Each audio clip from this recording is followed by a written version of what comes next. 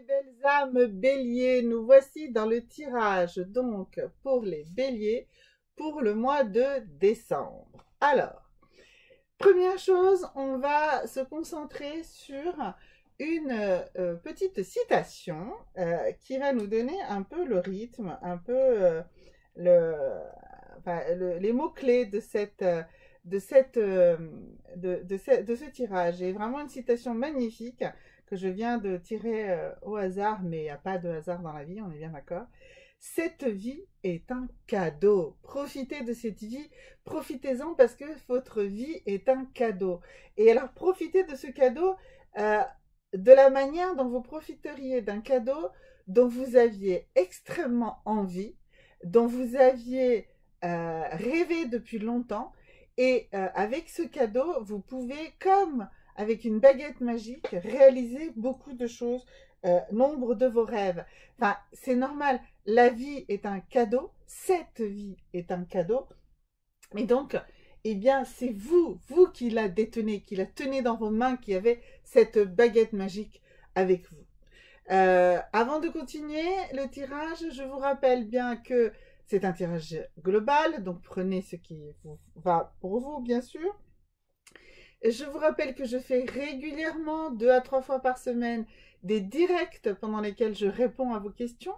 Et je vous encourage également à me laisser des messages en bas de cette vidéo pour me poser des questions personnelles. Et je réponds à absolument tout le monde. Vraiment, n'hésitez pas, si vous n'avez pas la possibilité d'assister à un live ou quoi que ce soit, peu importe. Et puis un direct, oui, ça peut être sympa, mais c'est limité en temps. Par contre, vous pouvez me laisser autant de messages que vous le souhaitez en bas des vidéos et je réponds de manière systématique. Bon, mes béliers, allons-y, continuons sur ce tirage. Alors, première carte, donc cette vie est un cadeau. N'oubliez pas, hein, c'est vraiment ça le tirage. Alors, première carte, dans l'énergie dans laquelle vous êtes, eh bien, vous êtes dans une forte énergie de réflexion. Vous êtes dans cette énergie de la femme qui pense. Alors, qu'est-ce que ça veut dire, cette énergie de la femme qui pense? Ça veut dire que vous êtes en train de vous prendre la tête, tout simplement. Vous réfléchissez beaucoup trop. Vous n'êtes pas, en fait, libre dans votre tête. Vous n'êtes pas actuellement dans cette capacité de laisser, justement, de lâcher prise, de laisser votre esprit vagabonder et votre âme se réaliser. Arrêtez d'être trop dans cette réflexion. Lancez-vous dans l'action. Alors, comment vous allez vous lancer dans cette action? Première chose, on va quand même encore un petit peu creuser, du coup, qu'est-ce qui vous pèse sur sur ce mental? Pourquoi vous êtes dans cette phase tellement de la femme qui pense, hein, de cette personne qui se pose beaucoup trop de questions et qui du coup est bloquée. Et du coup, on va voir ici quelle est la charge mentale. Alors, votre charge mentale, actuellement, c'est la communication. Ça veut dire quoi avoir la communication en charge mentale?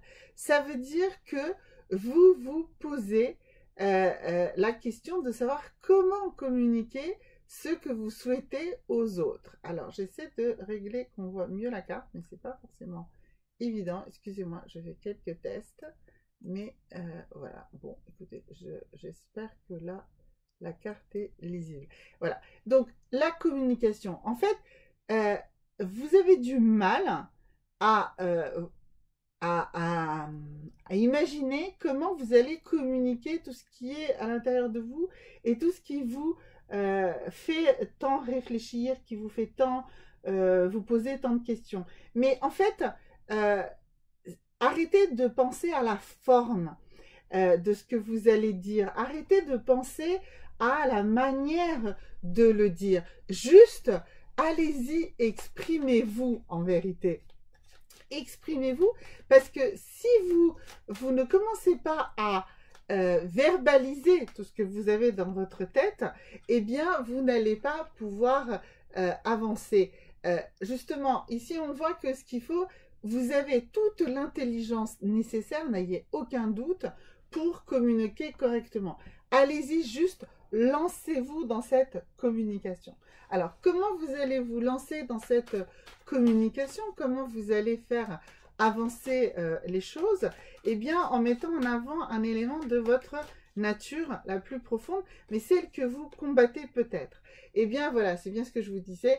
Allez-y, explorez. Il faut sortir pour explorer. Il faut vous lancer dans le monde. Il faut sortir. Alors, oui, vous allez me dire, ouais, mais on est en plein confinement, je suis super euh, euh, empêché dans mon exploration. Mais si, il y a plein de moyens de sortir et d'explorer. Sortez, allez vers les autres effectivement, par différentes formes de communication. Vous pouvez appeler, vous pouvez dialoguer, vous pouvez aussi quand même un petit peu sortir, rencontrer des gens. Il y a toujours moyen, malgré tout, de faire ça. Explorer aussi, peut-être, en étant, entre guillemets, immobile, mais en allant vers des sources d'information et de communication différentes de ce que vous avez l'habitude. Écoutez d'autres radios, regardez d'autres télés, regardez des séries qui d'habitude ne vous attirent pas. Peut-être que cela aussi va vous emmener dans des univers différents, dans des univers où vous n'étiez pas prêt à aller. Et c'est ça, en fait. Ouvrez votre esprit, ouvrez-vous. Vous réfléchissez trop, vous vous posez trop de questions, mais moi, ce que je vous dis là, c'est expérimenter la chose, d'accord? Allez dans l'expérimentation, allez dans l'action. Alors, pourquoi vous avez tellement besoin d'aller dans cette action? On va voir, parce qu'il y a des choses dans votre vie que vous n'avez peut-être pas totalement digérées et qui vous pèsent encore beaucoup trop et vous n'osez pas, Pourtant, il faut oser. Regardez, la carte qui sort ici pour vous, c'est l'artiste qui est en vous. Oui, bah justement, exprimez justement cet artiste, cette créativité qui est en vous. Vous voyez, c'est ça. Vous étiez beaucoup trop dans la réflexion. Là, exprimez-vous artistiquement, exprimez-vous dans une création. L'art, c'est tout. La différence entre l'art et l'artisanat, elle est totalement inintéressante là dans ce cas-là. Si vous avez un don manuel, si vous avez un don, si vous pouvez chanter, si vous avez un don intellectuel, si vous savez écrire, mais même si vous savez, je sais pas moi, plier les serviettes d'une manière originale, si vous savez, enfin, si vous voulez, quel que soit votre don, dans lequel vous êtes dans une sorte de créativité, allez-y. Il n'y a pas de don mineur, il n'y a pas de choses, de petites choses que vous puissiez faire. Allez-y, créez, exprimez-vous, créez autour de vous, créez du bien-être, créez votre propre bien-être, d'accord? Alors, dans la communication avec les autres, alors, quelles sont les cartes qui sont pour vous ici importantes dans la communication avec les autres? Alors, c'est considérer l'importance des événements. Donc, encore une fois, ça veut dire quoi? Ça veut dire que vous ne devez pas donner une valeur surdimensionnée à des choses qui se sont passées. Votre passé, vous devez considérer que c'était derrière vous, d'accord? Vous ne devez pas rester sous l'influence de ce passé, ok? Il faut vraiment vous recentrer sur votre présent et vraiment, et même pas sur votre futur, parce que vous êtes tellement dans la pensée. On a vu que l'énergie qui vous écrase là, c'est vraiment cette énergie de réfléchir, donc vous êtes bloqué. Donc, allez-y, vivez l'instant présent et déconsidérez, c'est-à-dire enlever de la considération à des choses, même des choses qui vous paraissent très importantes qui se sont passées dans votre passé. Parce qu'en fait, vous restez sous cette influence de ces événements. Or, c'est vous, aujourd'hui, qui construisez votre présent. D'accord? Comment vous allez défaire ça? Comment vous allez avancer? Alors, déjà, on va voir un petit outil ici pour amorcer cette déconnexion en fait du passé et de la considération beaucoup trop importante que vous donnez à des événements du passé. Alors, j'ai ici le feu magique et de planter des graines. Alors, le feu magique et planter les graines. Donc, qu'est-ce que ça veut dire? Ça veut dire que vous devez, en fait, idéalement, si vraiment vous le souhaitez, physiquement, par un rituel, en fait, purifier votre passé. Donc, alors, on peut tout simplement écrire une lettre, en fait, qui ressasse des choses du passé, par exemple, et puis vous la brûlez. Vous brûlez tous ces événements passés qui étaient totalement inintéressants. Enfin, c'est pas qu'ils étaient inintéressants, c'est qu'aujourd'hui, vous avez l'impression que ça vous pèse, que ça vous écrase, que vous avez perdu votre temps, que sais-je.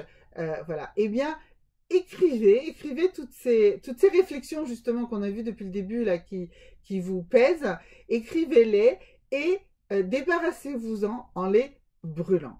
Et puis l'étape suivante, c'est prenez ces cendres, d'accord, et plantez des graines. C'est-à-dire que, alors, vous pouvez effectivement prendre du terreau, prendre vraiment des graines et les planter et attendre que ça pousse, ou alors avec les cendres de votre passé, là, d'accord, ensemencer en fait autour d'une plante par exemple que vous pouvez avoir, vous mélangez ça dans le terreau de la plante et vous allez voir cette plante en fait en ayant fait feu de ce passé, elle va grandir. Eh bien c'est vous devez faire la même chose, c'est faire feu de ce passé et grandir dans le présent et vous développer. Ok?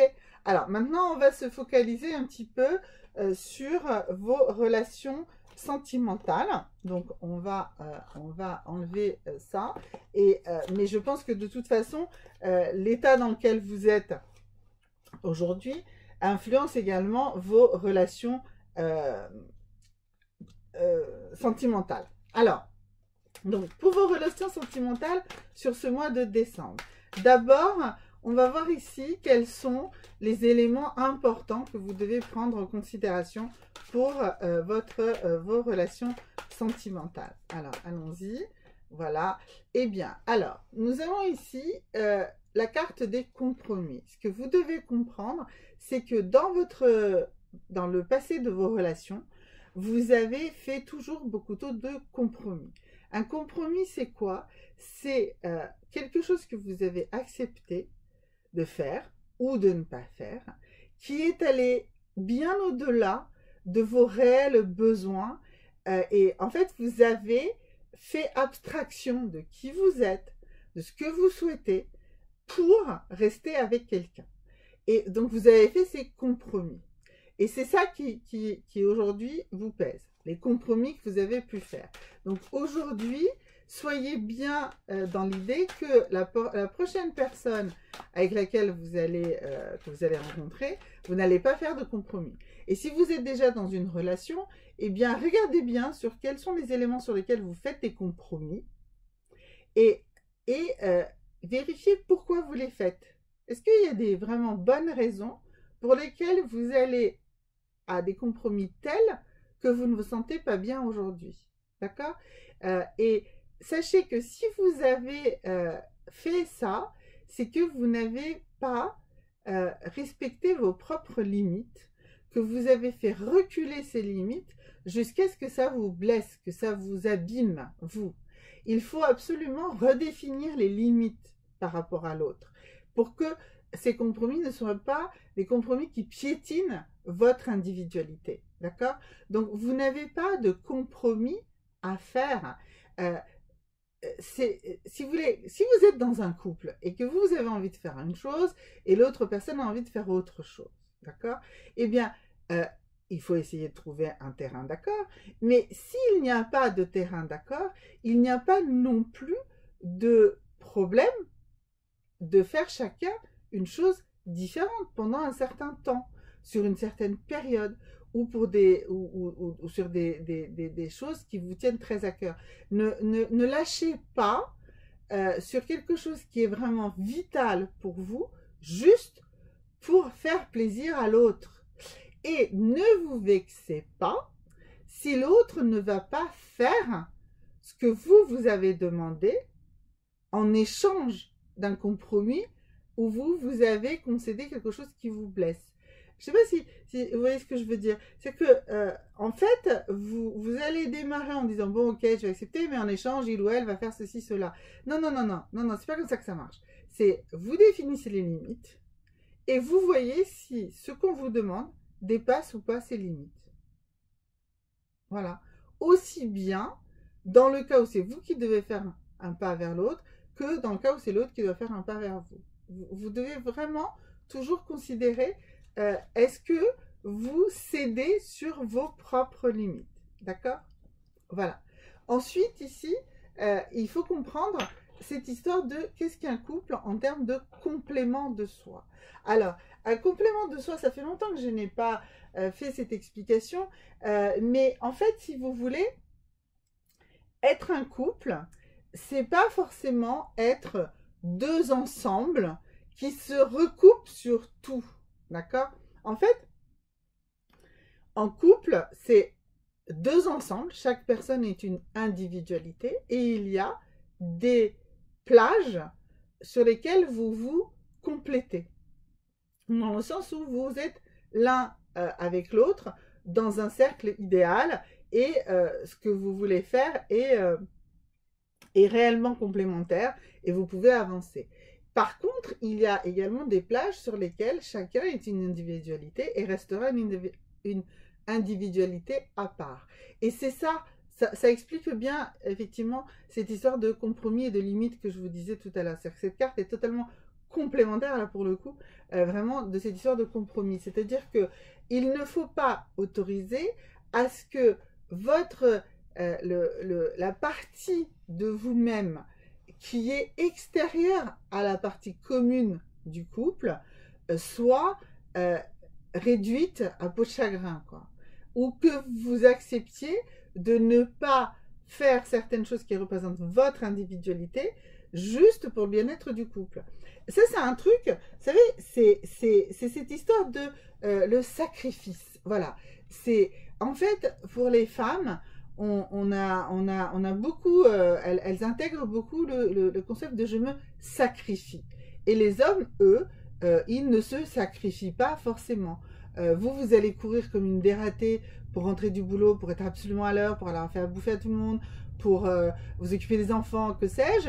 Et puis, votre compagnon, votre mari, bah, lui, il va trouver le temps d'aller faire du sport, d'aller s'occuper de sa voiture, d'aller boire un verre avec ses potes, etc.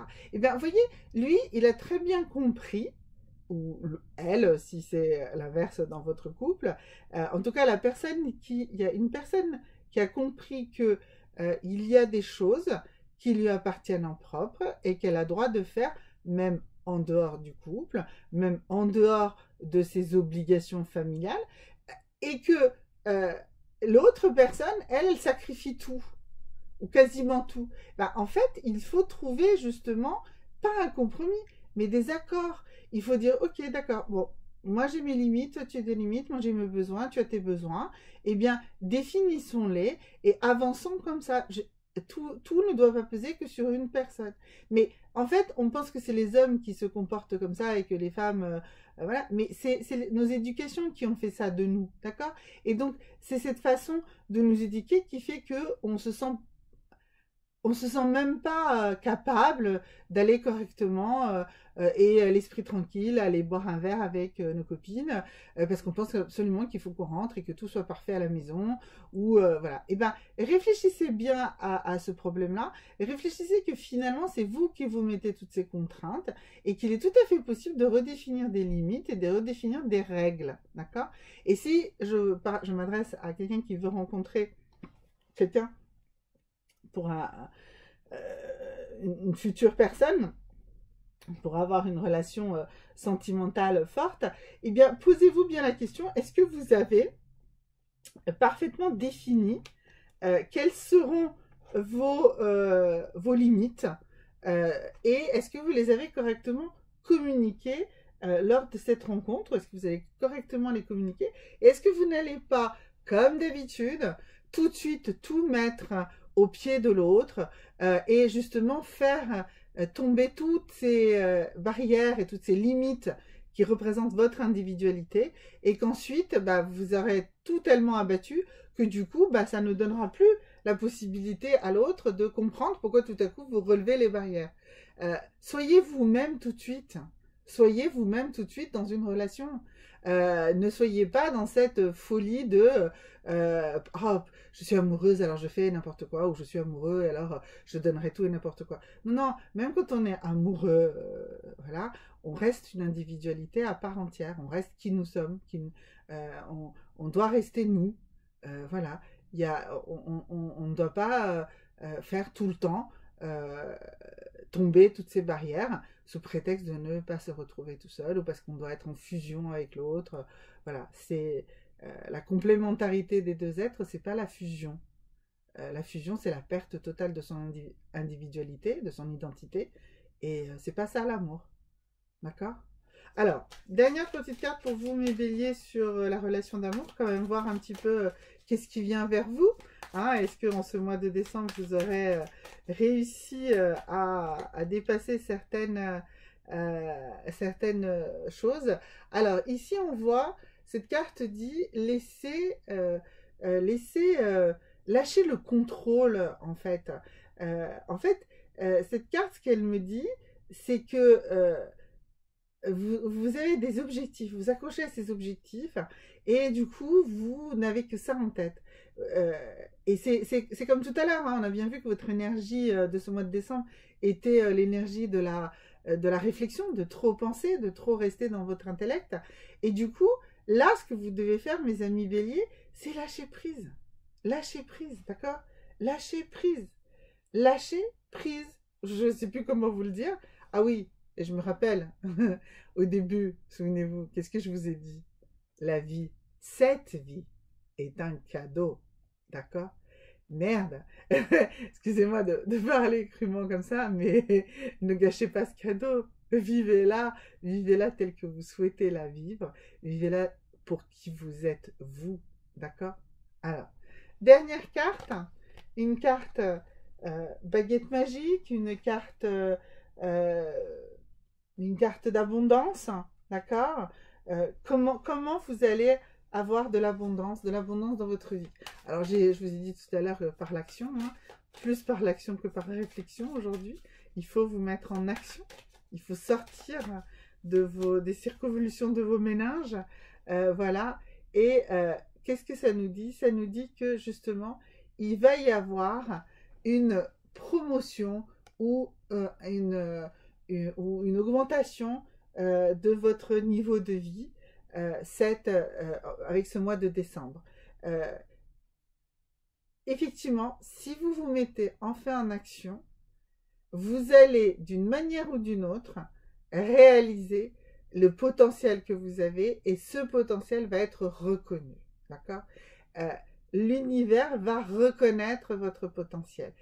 Comme vous allez prendre plus confiance en vous, comme vous allez plus avancer, comme vous allez comprendre que cette vie est un cadeau et que vous devez le vivre en tant que tel, eh bien, je suis rassurée pour vous, mes amis béliers, en ce mois de décembre, vous allez le réaliser et cette avancée, cette promotion, cette reconnaissance de votre valeur va être accomplie en ce mois de décembre.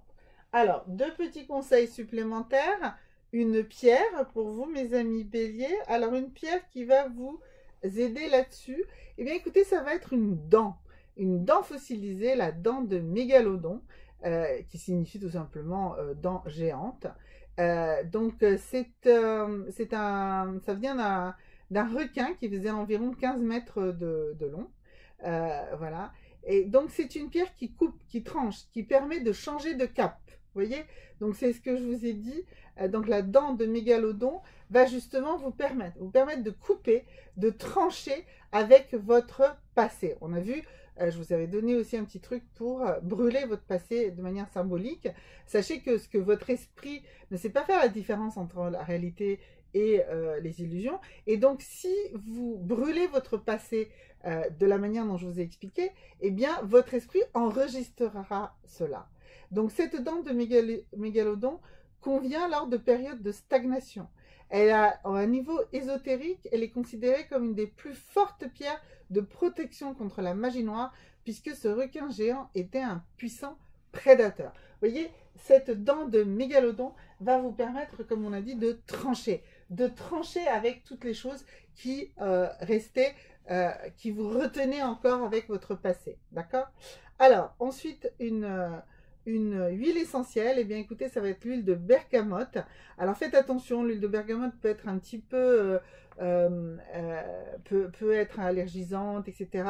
Alors, si vous aimez l'odeur, pour savoir si vous aimez la bergamote, eh bien vous pouvez, il y a du thé parfumé à la bergamote déjà, donc vous pouvez en boire et voir son odeur. Et sinon, vous pouvez utiliser la bergamote comme un parfum d'ambiance. La bergamote est un agrume et donc c'est tonifiant et ça va vous donner encore cette fois cette énergie de partir en action. D'accord? Voilà. Et bien écoutez mes amis béliers, ça a été un bonheur pour moi de vous annoncer ce mois de décembre et je suis sûre que vous allez avancer. Ok, n'oubliez pas que je fais des lives, des directs, donc n'hésitez pas également à venir poser vos questions. N'hésitez pas également à regarder mes autres vidéos qui concernent vos signes lunaires, ascendants, etc. Voilà, laissez des commentaires, posez vos questions, je suis là pour vous aider. À bientôt mes amis béliers et très bon et magnifique mois de décembre. Au revoir.